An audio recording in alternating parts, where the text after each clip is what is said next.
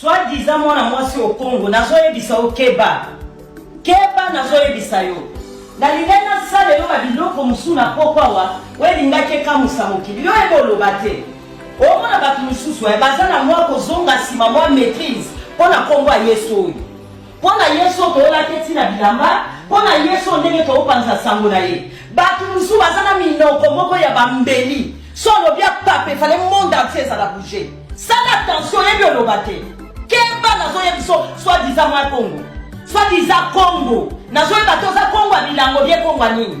Na Congo Yesu nazo yebiso keba. Kosakana na Yesu akologota te. Ozana chance parce que mon kolomoko ezalaka na démon moko boye. Abimela kanga. Tango abimela kanga na yebisi au nom de Jésus. Ayebisa anga au nom de Jésus. Na yokaka Yesu akologoto. Au nom puissant de Jésus-Christ de Nazareth. Au nom puissant de Jésus-Christ de Nazareth. Des mots à la poyaki. Pas fou kamaki na sama kolonanga. Yawa nous a la chance. Autant dit Zambe na bisote. Autant dit Jésus ya ténèbres. Bisika mokotaka.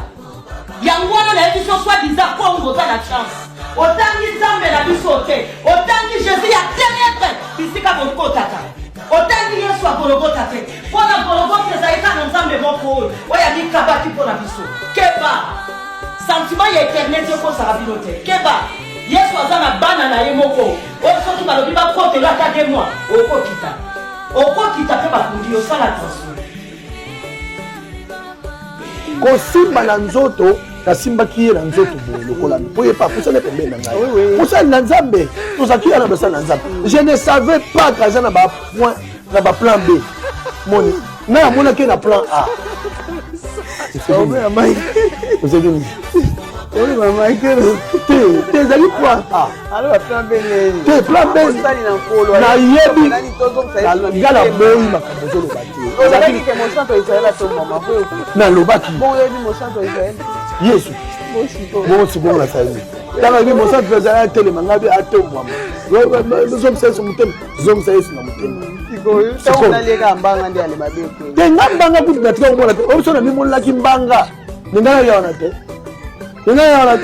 elo bang na no yebanga nga batunde bazokumbana mbala liboso na mona mama wana ya te obo mozo kondanenga pamba bandeko boso ndenge na koma kanda c'est-à-dire que mon mutu na nzela tapenga mbote na zonga zaki mbote na colère bonjour que Dieu me bénisse on repousse ça non ne t'approche pas et ça bongo mais bongo tende ni sikolo na sali na yebaki na ngate mais zo sabino bozo ndi matin c'était une première fois de la voir première fois rencontre la biso non live ba msuba continuer parce que continuer ka sur na question message maman na kota kana so message na mo la muta na biko ba problème c'est alinga tekela message maman la José tu peux pas dire que les camini n'ambanga là ya boto ko tsambo sala ko mo parce que na kima na banzela eleni mbanga ka ndi bien te ngande siko ko mna ngezali na yeba kiteke ezaka plan B plan B wana ndenga na yeba ka voter mais to mona vraiment ya picha c'est parce que bazo s'afficher picha omoni muto na muto ala mukolo tant musu pichu ba garde fou na ye et ça dit qu'il a résisté mais ils allaient kokoti kondima na motema kondimela maloba la nzambe otosa onzamba zoloba ndembanga ya mwana mbanga Yesu mona na te est-ce qu'on veut dire qu'on lui Yesu ils allaient affinité ezali babenga ngoni oyo tolbani soki mwasi na mobali balingani ntango baza na chambre babenga ngoni intimité ozomona intimité ya Yesu nde yango wana ezalaka te ntango ozondima maloba na ye ozosalela ye mbanga ya Yesu yango wana epuis emonanaka na miso bato te Jésus est spirituel soki olia mbanga na ye lia yango spirituellement okolia yango na babondeli okolia yango na kokumisa nzambe okolia yango na makoki te bible même ezoyebisa biso à éviter les représentations liboso ya makambo ya nzambe Dieu n'a pas besoin de représentation il a dit na zotanga so na nini na Deutéronome alobela yango mabe ozomona na Deutéronome aloba pena soko osali boye okutana na boye on ne peut pas placer des représentations devant Dieu.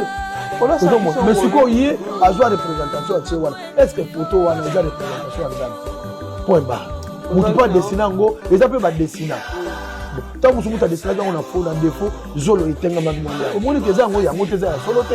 Ça veut dire soki olingo ya Yesu mbanga kota na chambre na yo tia mabolongo na se bwaka miso na likolo kelemisa moi wana ozomia maka po Yesu asepelaka baoyo balingaka ye na intimité. Nous sommes la femme de Jésus, non? Bato bakoyeba Yesu malamu eza biso. Voilà, nga yesaki bino mokolo mosusu bakokata basi.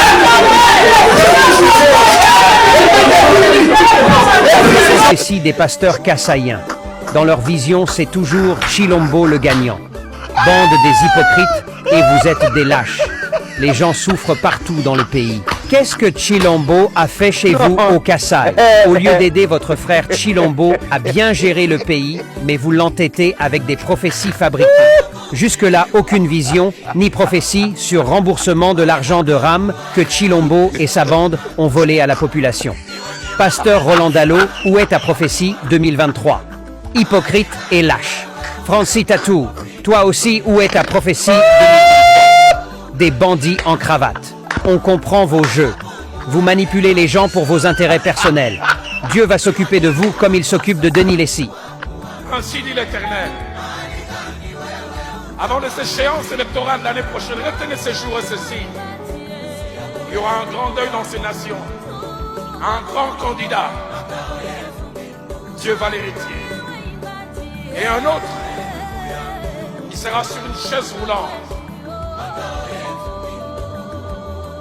Parce que Dieu l'a décidé.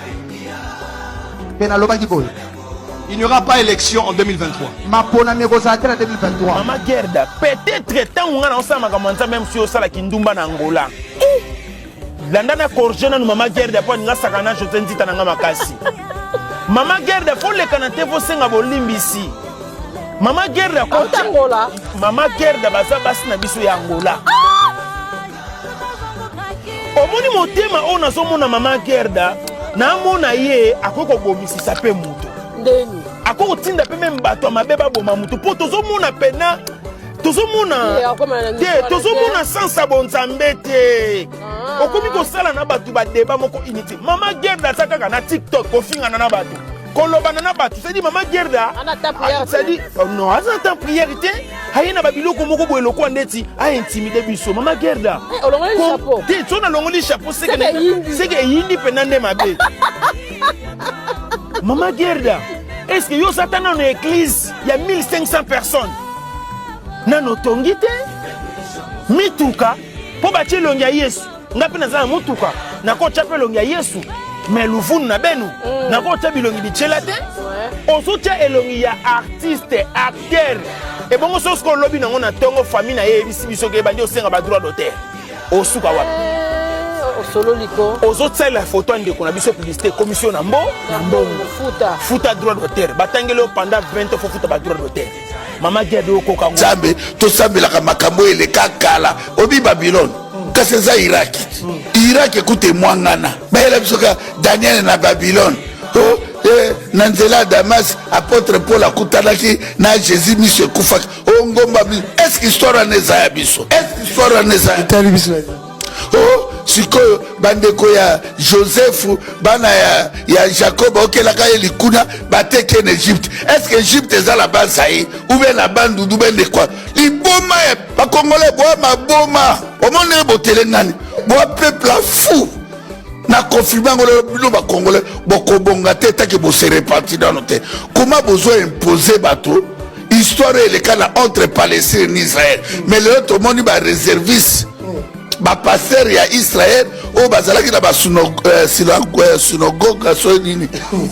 synagogue na partout bazongi basimi minduki bazo bunda contre ba palestinais mais tala ba congolais bakati wa yambo merci comment na mieux ça commander so tozo soutenir bino na mabonde quel est-ce que to seki mabonde lion obi bien te bitumba ya Palestine na Israël ba pasteur ya Congo bazofuka matosambela pona Israël mais oya bango na Congo basambela ka te pona no batanga ngo te oyambo afu la parole ndeko nanga bazotu baotinda bato tolobaka makambo Abraham na Moïse Moïse manao na ba Facebook salela yango mobilisation pour la makambo mboka yuko baka botikanga makelele dadi alingi alobaka na midi alobeli nga na ntongo avalaka na mosala alobeli nga na 12h nazokima na mbangu natila na profete na nga 200 nano mais yo moko le msu mwana no aza ta na sengle te